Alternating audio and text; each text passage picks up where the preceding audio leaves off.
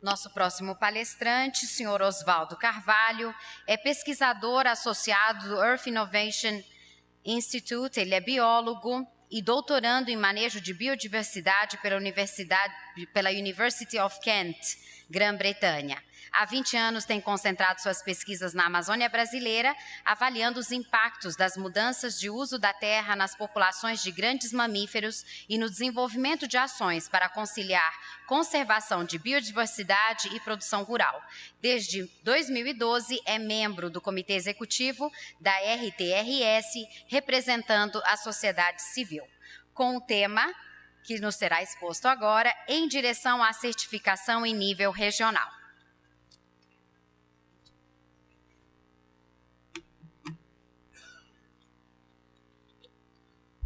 Primeiro, eu gostaria de agradecer o convite. Originalmente, o convite foi feito para Daniel Nepstead. Infelizmente, Daniel, a agenda modificou dele em última hora, ele não pôde estar aqui presente.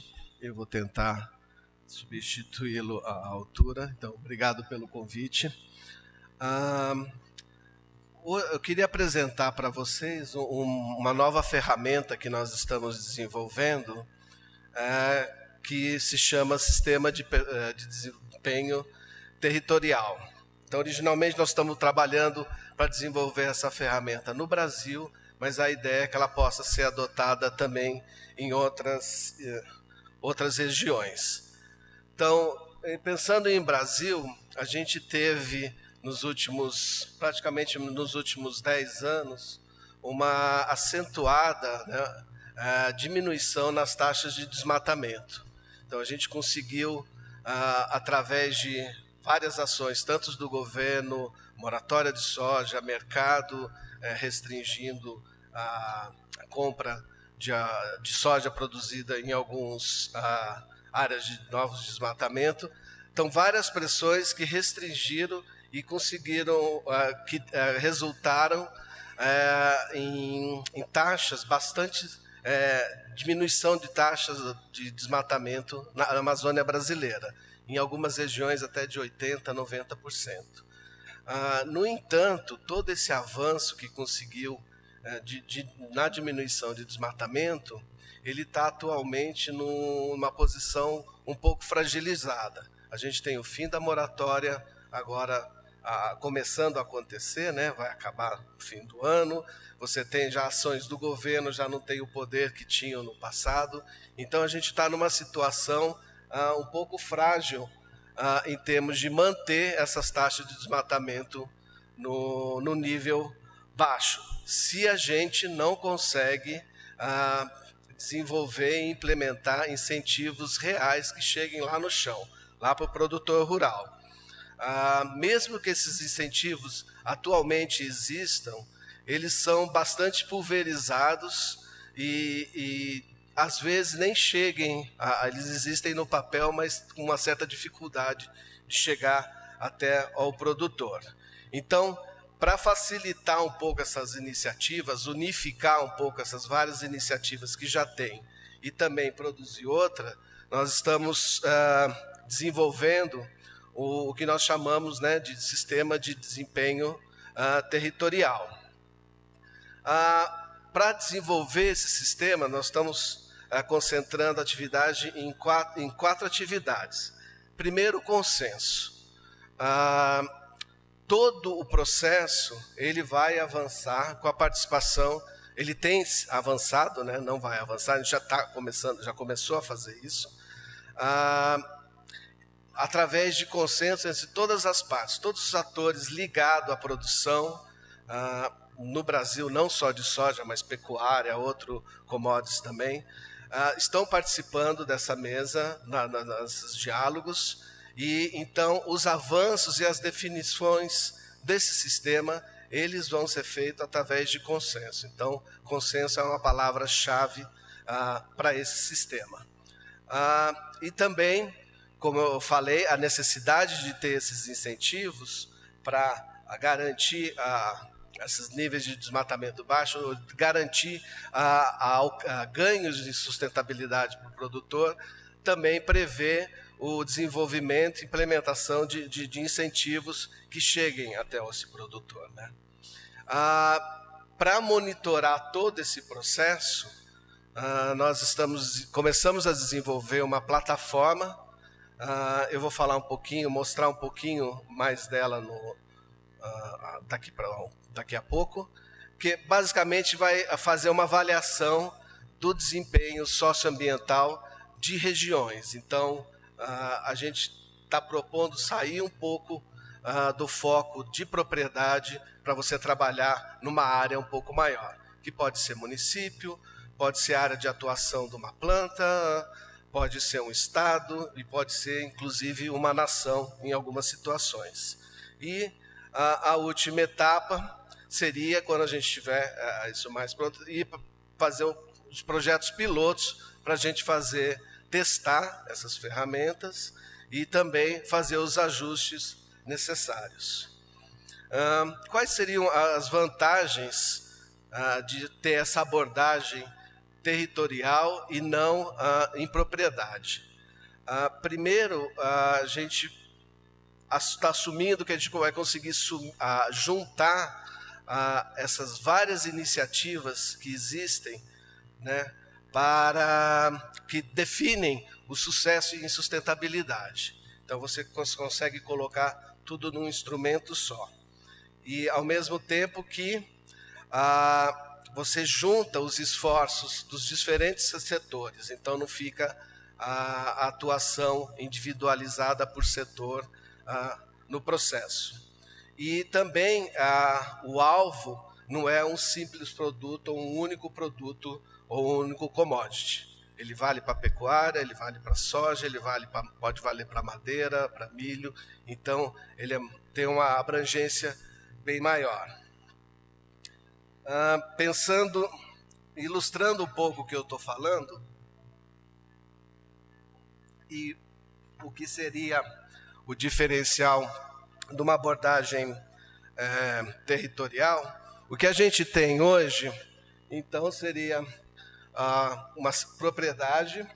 Você tem alguns atores como as agências regulatórias, as instituições financeiras e mercado, que tem uma grande demanda por cumprimentos legais, por ações em cima do produtor. Benefício, você tem quase nenhum incentivo para o produtor conseguir atingir isso. Então, como resposta nesse processo, você tem, por exemplo, para agências regulatórias, você tem um baixo nível de cumprimento legal, e para os outros dois atores aqui, você tem um alto risco de operação, né, ou de mercado. Então, nossa proposta vai nesse sentido, de trabalhar, né, e de identificando essas áreas onde você já consegue ter alguns avanços em termos de sustentabilidade. Então, simplificar, ou através de unificação, né, de todas essas demandas que você tem para cumprir código florestal, atingir níveis de boas práticas, etc. Você simplifica isso, ao mesmo tempo que você produz incentivos positivos. Então, como resposta, a gente está assumindo que vai ter e espera, isso deve ocorrer, uma redução de risco, né, para todos os setores. Então, no caso, por exemplo, do Mato Grosso, a gente tem historicamente, falando de desmatamento, a partir de 2005, uma diminuição acentuada do desmatamento no Mato Grosso. Aqui seria a média de desmatamento anual de 96 a 2005. Então, você tem uma diminuição bastante acentuada. E, como foi colocado na apresentação anterior, você tem a notícia boa que, mesmo com a diminuição do desmatamento, a produção de soja aumentou e a produção de gado também aumentou. Então, mostra uma viabilidade que, mesmo controlando o desmatamento, você não trava o setor produtivo. Isso tem várias implicações, tecnologia, etc. Só que essa taxa está estabilizada, né? Até o ano passado, ela está em níveis de entre 80%, 80 e poucos por cento de diminuição. para se manter isso, a gente está propondo, e a gente acredita, se a gente não tem essas ferramentas, dando esses incentivos ou facilitando a vida do produtor, a gente não mantém isso, e implementando essa abordagem, você vai conseguir, por exemplo, colocar metas para manter o nível de desmatamento em níveis baixos e você trabalhar para ter avanços nisso, que no futuro chegue, por exemplo, em 2020, você pode trabalhar com o objetivo de ter desmatamento ilegal 0, ou então 90%, 95%, isso é uma coisa de trabalhar em acordo. No desenvolvimento dessa ferramenta, a gente tem trabalhado mais intensamente nos últimos 8 meses, mais ou menos, através de várias reuniões com os setores.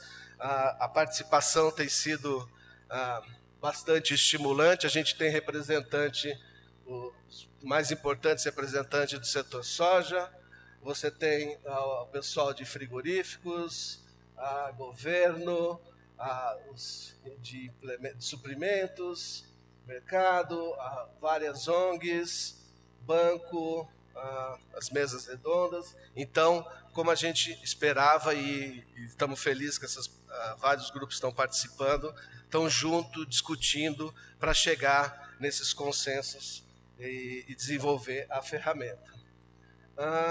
Algumas características importantes que eu acho para realçar da ferramenta, do sistema, que primeiro tem que ser simples.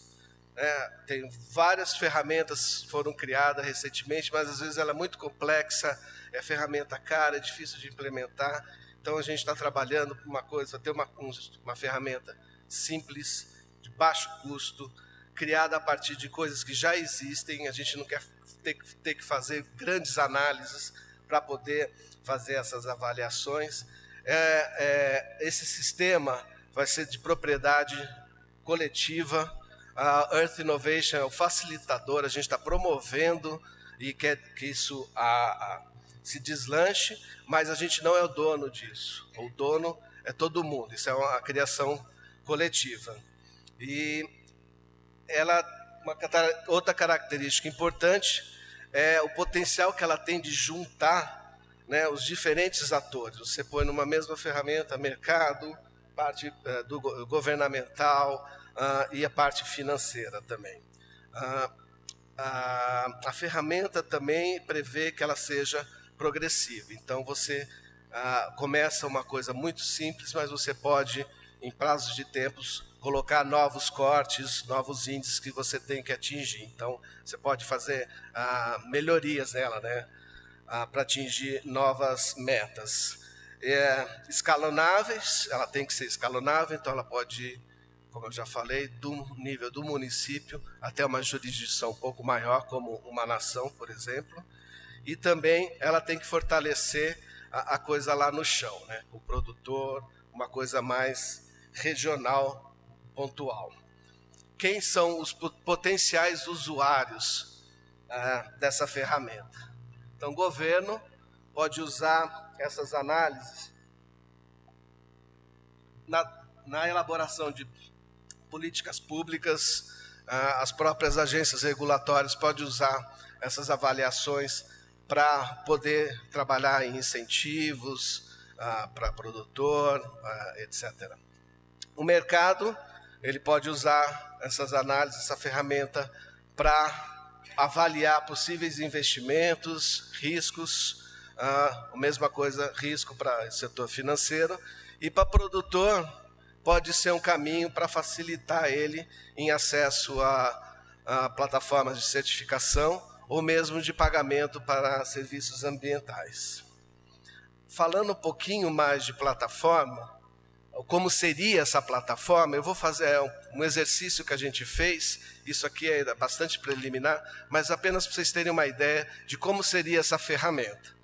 Então, vamos pensar em desmatamento. Nós falamos até agora de desmatamento, então como seria uma análise possível usando essa ferramenta do sistema de desempenho.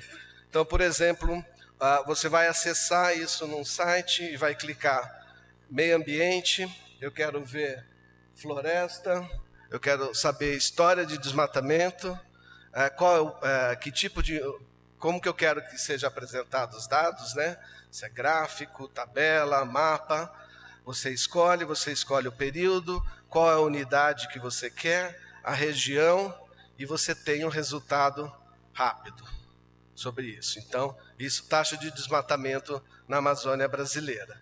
Você pode fazer também em mapa, que, no caso, você pensando num sistema territorial, é o que a gente vai utilizar mais. Então, você consegue ter história de desmatamento numa região. Por exemplo, a Amazônia brasileira, você consegue identificar municípios que tiveram alta taxa de desmatamento num certo período ou pequenos desmatamentos.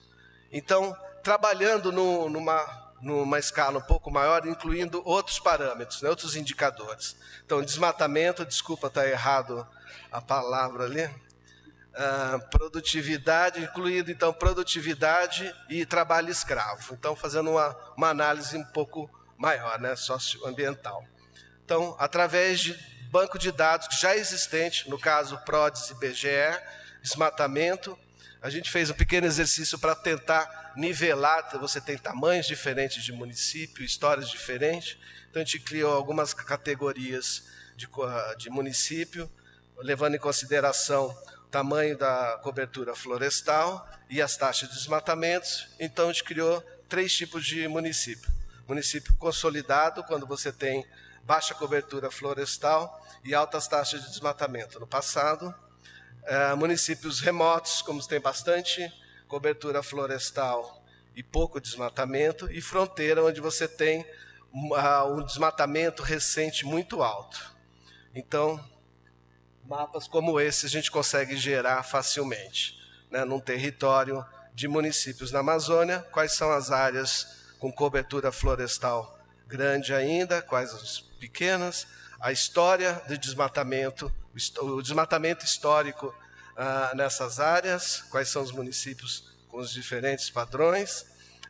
Em termos de desmatamento recente, a gente consegue verificar, então, identificar quais são os municípios com essas taxas e, então, a gente consegue classificar os municípios dentro daquelas categorias que eu coloquei para você, né? Os municípios remotos, de fronteira e consolidados.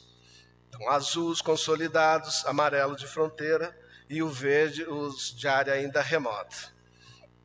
E outra análise você pode fazer se a gente tem meta, por exemplo, eu quero identificar quais foram os municípios que conseguiram diminuir 80% do desmatamento nos últimos anos. Então, você tem, por exemplo, aqui, o verde mais claro, os municípios tiveram uma diminuição de desmatamento médio acima de 80%, ou você pode usar outro índice, 50%. Então, aí cada um pode customizar isso aí. Cada análise, cada ator, cada pessoa que for usar a ferramenta, ele pode customizar dentro do que ele espera. Então, produtividade, através de dados do IBGE, consegue identificar quais municípios aumentaram produtividade acima de 10%, isso para soja e para gado. Tá? Trabalho escravo, através da lista disponível no Ministério do Trabalho e Emprego. Isso mostra por número de ocorrência. Então, quanto mais escuro, o azul mais escuro, é onde você tem o maior número de ocorrência de trabalho escravo.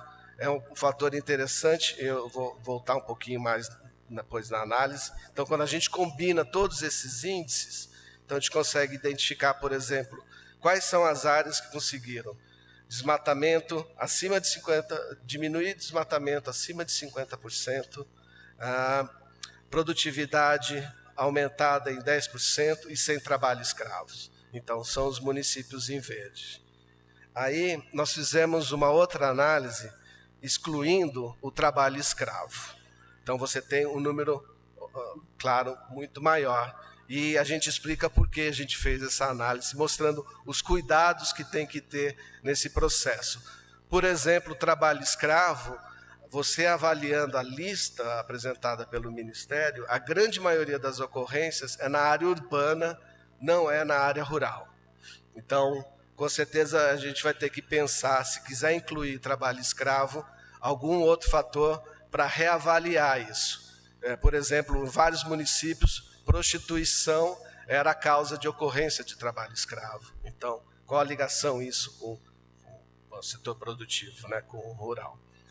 Então, para encerrar, alguns pontos que eu queria destacar da ferramenta, então, os parâmetros que a gente apresentou aqui e outros parâmetros que podem vir a ser incluídos também, que deverão ser incluídos, eles são factíveis, né? Então é possível você trabalhar com ele.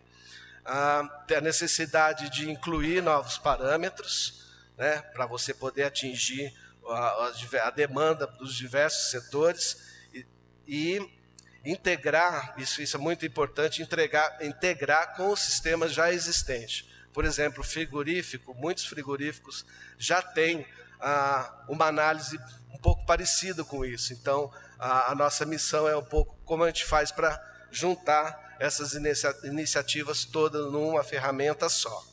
E trazendo aqui para a RTRS, quais seriam os benefícios, por exemplo, em certificação, em processos de certificação.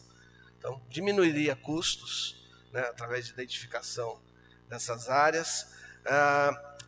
Potencialmente, você poderia ajudar na premiação. Prêmio é um tema recorrente.